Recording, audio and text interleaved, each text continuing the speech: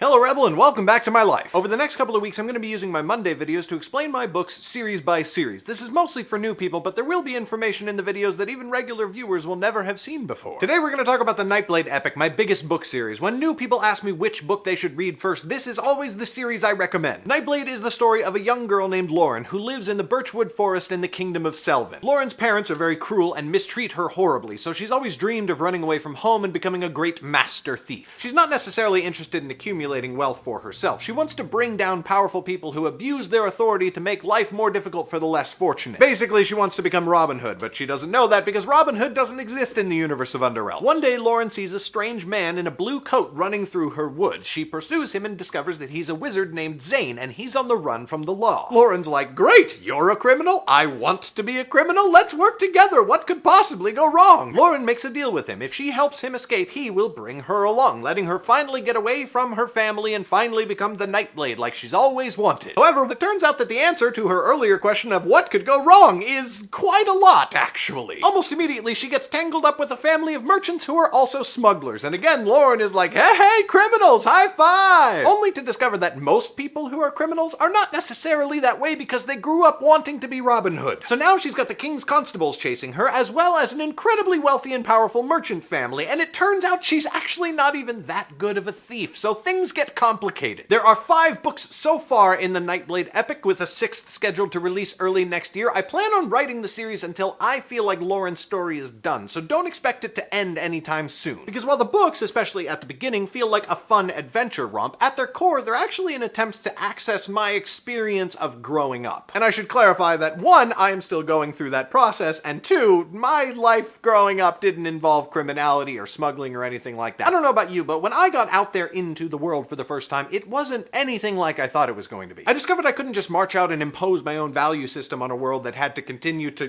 exist outside of this ideologically pure little sphere I'd built in my mind. And like many people do, I discovered that many things that I once thought were simple were actually massively complicated and came with many more layers than I could have possibly imagined. The number one criticism that I have seen of Nightblade is that Lauren seems to spend most of the book being chased. That's a very fair assessment, and my intentions on writing the book that way don't necessarily matter more than the actual impact it has on a reader. But the constantly growing number of people who were hungry for Lauren's blood was meant to represent the ever-growing mountain of responsibilities that never really seem to stop accumulating once we become adults. And in the book, one enemy leads to another because, again in my own experience, we tend to try to solve problems in ideologically pure ways that actually just end up creating even bigger problems for ourselves and others. Because no, the world is almost never exactly the way we think it is. The smartest people know how much they don't know, and they're constantly looking and learning rather than acting based on assumption. But at the same time, we should never stop trying to do good in the world. We can't let a desire for more information stop us from doing what we can with what we have where we are. Those two seemingly opposed factors make life a lot more complicated than I thought it was going to be, and I still haven't figured it out. So I really hope Lauren does. As I said, the Nightblade Epic is my best-selling series. The books have been in the Amazon Top 20 list about 6 times, and all 3 of the first books have been #1 in the entire Amazon Kindle store. Top book, whole store. It's pretty great. And if you haven't read this series already, there is a link in the description where you can get the first book, Nightblade, for free. A quick warning, although Lauren is 15 at the start of the series and there is no excessive profanity or explicit sexual content, I do not necessarily recommend this book series for children. The books contain pretty severe violence and references to sexual abuse, so just evaluate it carefully before you put it in the hands of, say, an 11-year-old. I hope you've enjoyed this quick summary. Next week we'll be talking about the Academy Journals. Thank you as always, Rebel, for watching. Do the usual good stuff, like, subscribe if you haven't already, drop a comment down below, and I will see you on Monday.